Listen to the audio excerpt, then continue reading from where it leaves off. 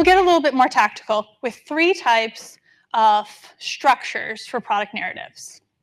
First, functional. Your New York City apartment of product narratives. Sure, your bathtub might be in your kitchen, but you know what the bathtub's for, you know what the stove is for. It still makes sense in its own way. Then at the other end of the spectrum, you have your elaborate Downton Abbey kind of narrative structure. It's ornate, but maybe it's not the most practical. I know I look at this and sure, the second one's a lot more beautiful, but it certainly doesn't align with my lived experience because my kids would destroy that place. So how do we think about when we're talking about our product to people and how it connects with them? An example that I like to use here is I used to work at a B2B SaaS company, and we had what we thought was the greatest thing ever. And we thought it was the greatest thing ever because our clients told us it was. We had this very slick reporting package and dashboards. They could get any random executive question that popped up. They had all their data at their fingertips, and they could generate these very fancy reports in seconds. And when we talked to them, they told us how this was their favorite feature. This was the best thing that our product had. And when I looked at our competitors, they had nothing like this. And I was like, awesome, we've got this killer differentiator. No one can touch us, but it wasn't moving the needle in sales conversations. What was my mistake? Had the client perspective, they loved it. Had the competitor perspective, they didn't have it. No one's going to change until they need to change. We were losing to hideous but functional spreadsheets. We were losing to no decision. And statistically speaking, there's a good chance you're losing to no decision too. Because in a study of 2.5 million sales conversations, 40 to 60% ended in no decision. So even though we had something that was a favorite feature after purchase, it wasn't a decision-driving feature. Beauty is not a business case, but it is such a great segue into my third type of product narrative. Your customizable Barbie dream house of product narratives tells a different story to everyone. And I will tell you, this product has changed very little over the years. When I was playing with my Barbie dream house in the 90s, don't judge, in Newfoundland, Canada, way out in the middle of the Atlantic Ocean, I told very different stories, acted out different things than my daughter does today, living in New York City and now in the suburbs with her 2020s sensibilities. But the actual product didn't change, just how we're interacting with it changes. And the Barbie slogan, "You can be anything you want to be," seems like it fits pretty well here. Because as you're creating these narrative structures, your product's not changing, you just want to have some flexibility. How do we get there? 3 questions that are really great to ask when you're figuring out how to apply this to your product. What's the value of my product in this context? How will it help this person? And how does that value support the brand's mission statement? Because when we think about the brand and how that ties into our product story, we need to consider multi-level storytelling. Like tying your brand purpose to your product purpose seems pretty simple when I say it, but when you look at this map of how you would practically do that, you have your entry point for your audience, but then it's not just a brand story, it's parent brand and maybe your acquisition partner or portfolio brand. If you're talking to an existing client, you need to consider their current engagement. What's the rest of my product suite look like? How is that going to make sense to them? And then you finally get down to the product narrative, which is what you started out to do. But you can't develop that until you think about everything else. And how do you want your audience to feel at the end of that? I mean, that's like very chaotic. But last year, also at this conference, I'm telling you, these conferences are very formative for product marketing knowledge. There was a panel, and someone on the panel said something that made this click for me. It was an aha moment, and hopefully it will be for you too. She talked about how multi-level storytelling is so complex, but we see it every day in ensemble TV shows. Think about it. You have these shows where there's so many characters, there's so many plot lines, but it's easy to follow. It's easy to make the thematic connections between each of the lines because it's human. It's interesting. We connect with stories. I deconstructed an episode of Modern Family here, and the primary plot line in this episode was that they all wanted to watch the eclipse together. Now, spoiler alert, hopefully you aren't going to go home and watch this episode tonight. I don't want to ruin it for you. This show has been off the air for years, so it's unlikely. But if I do ruin it, I'm so sorry.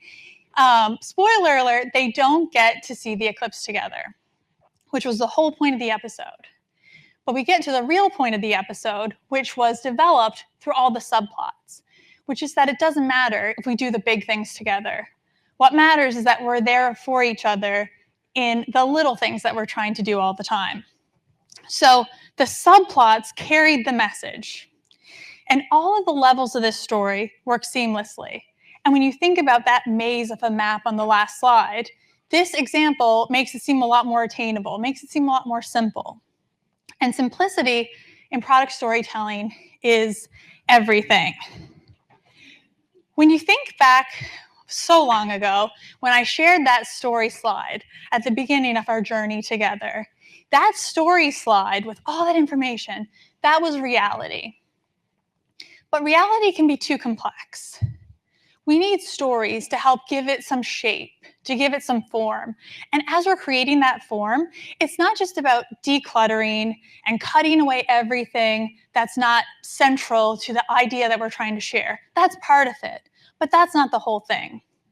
Creating that form means standing on the empty plot of land and laying the foundation before we build the house. And we lay the foundation with foundational product knowledge. I'm Canadian, and when I first moved to the US about 10 years ago, I wanted to love football. Like, I see you guys watching it, you love it, it's so exciting, but it's really hard to get into if you're not born into this football cult. It seems like, I feel like everyone understands what's happening, and I would ask these questions like, okay, if we only need to get to 10, then why are we at the second down? It's 2 and 15. Like, where did the other 5 come from? This makes no sense. And if that made no sense to you, you might be Canadian too. After a while, I gave up. I was like, okay, football won't be my thing. I'll go to your Super Bowl party. I'll talk about the commercials, I'll eat your snacks, but I'm just not going to be into it. And then, flash forward, Taylor Swift starts dating Travis Kelce, and my newsfeed is infiltrated with a football podcast, and I start watching little clips from this podcast. And then, this is a secret, don't tell anyone, but I started seeking out full 90-minute episodes of a football podcast. It's one of my darkest secrets. But in the process of listening to a full season of this podcast, I learned a lot through a segment they call No Dumb Questions. And it is exactly what it sounds like it is. People write in dumb questions about football and they answer them. One thing that I found really interesting was how some of the really basic questions would stump them. When someone said, "What's a down?" these football professionals who have decorated careers and understand the game at a very technical level struggled to answer it. What's a down? A down is a down. And it reminded me of trying to pull information out of product and engineering sometimes. You ask a basic question and they struggle to answer it, and it feels like it's uncomfortable, you know? It's like, oh, should I already know this? Like, because it stumps them because it's so basic. But we need to ask those uncomfortable questions, those really basic questions, because they're like the football players of product. They understand it at a really technical level, but if you're going to do your job as a PMM, you need to be able to translate capabilities into value. So you need to get into those uncomfortable questions. And to cap off my football story, in case you were worried about it, I now actually watch football and enjoy football, but couldn't get there until I learned the basics of it. Now I can see the compelling story and the excitement, and I get why everyone's cheering. Like, it's great, but you can never get to that excitement until you understand the basics. Now, I wanted to drive this home with a really great example. I wanted to think of an industry that's so boring that you guys are like, there couldn't be a compelling story in a really boring industry. And I wanted to explain that things seem boring because they're complicated. So I asked a friend, what's the most boring industry in the world? And she said, no offense, but I think it's med tech. And I wasn't offended because I work in health tech and it's different. But nonetheless, I could understand why she would say that. The US healthcare system is incredibly complicated. Tech is complicated. I get it. Now, this is the hardest part of my presentation. Abbott has a product called the Amplatzer Piccolo Occluder. Saying the name of that product was the hardest part. It's a cakewalk here until the end now, guys. And if anyone's here from Abbott, I'm sorry that I said it so incorrectly. But even the name of this is complicated, so what a great example. But the message, the story is so simple. It goes straight to the heart, literally, because it's about a baby named Irie who was born at 27 weeks with a congenital heart disease. And the story that they tell is framed around the most critical reason to believe. Irie, this product saved her life. So who is your Irie? Maybe your product's not saving lives, but it's helping people, I would hope. Who are you helping? And how can you tell that story? Now, this story is very easy to connect with. It gives me goosebumps just remembering the first time I read it. And if anyone wants to get the full scoop, DM me and I'm happy to send it to you. It's worth reading. It's a beautiful example. And it's easy to connect with because it focuses on that, like something that is relatable to everyone. Connecting is the most important part. You have to connect with someone for them to remember what you're trying to say. So what do you want your audience to remember? Your through line is like a magnet that's pulling them through from beginning to end. So you connect with them and you carry them through this story. You can overlay your brand purpose at any part of your product narrative and have no friction. What's your singular takeaway? What's the one thing you want them to remember, and how do you prop up your narrative around that? And I know you've got so many differentiators, you've got reasons to believe, you've got proof points, you've got case studies, you have so much to say. And I get it, I always have so much to say. Even for this presentation, I cut out so many things that I thought would have been great. There's so much on the cutting room floor. And yet I know, even with what I've cut this down to, you're not gonna remember the New York City apartment versus Downton Abbey versus the Barbie dream house. You might not remember no dumb questions. You might not even remember how to build the house. But my through line, the one thing that I really hope you remember is to connect. It's all about connection.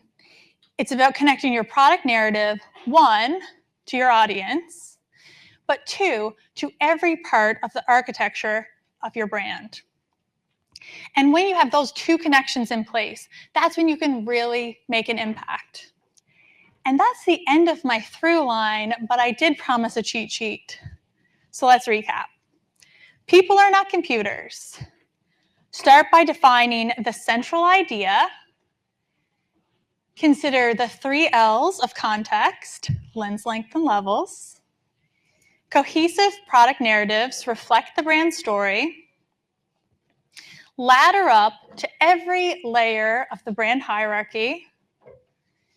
Flexible narrative structures are stronger than function-forward or unnecessary sophistication. The greater the complexity, the more urgent the simplicity. frame the product narrative around a central idea, never lose the through line, and connect. And in the most beautiful segue of my career, connect with me on LinkedIn. Thank you so much for your attention.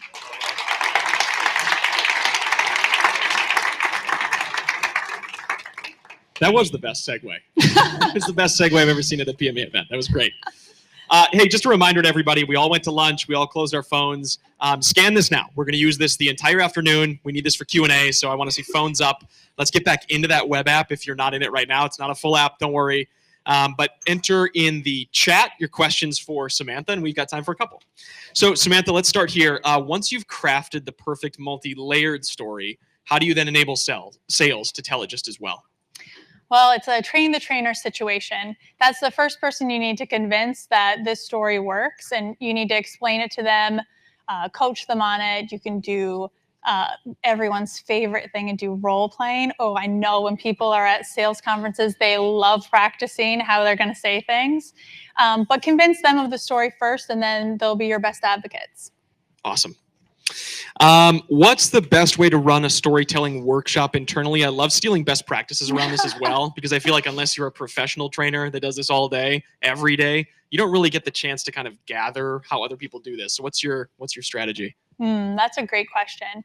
So I think having a lot of different people throughout your organization part of the process of getting to the story is really important, and then including them in the process of workshopping it, because then it shows that it's not just product marketing giving you something to say. This is the whole organization. We're behind this. This is not just a story. This is our strategy. And then getting that kind of involvement will get more engagement.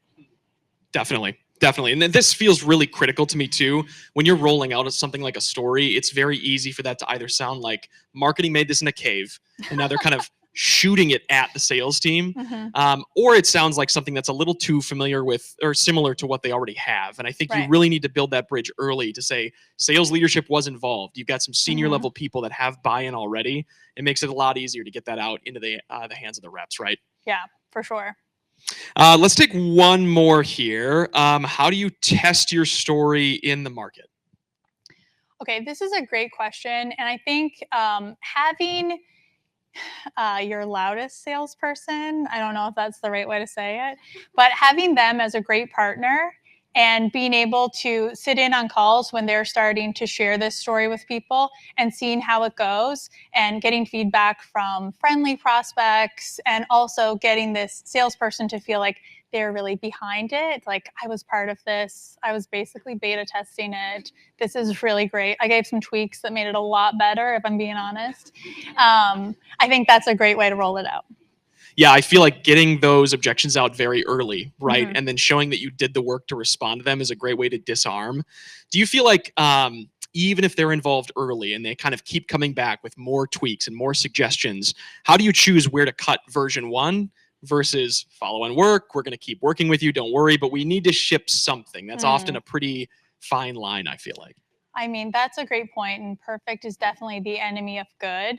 I would say I'm coming at it from a different perspective right now, where I'm at a startup that's growing really quickly. So we're like literally evolving our strategy as we go. So I don't really have the luxury of being like, okay, we have this story, it's pretty good, and now we'll just change it a little bit over time. It's more like, we have this story and it's so great, and now we have a different product. So let's get another story that's so great.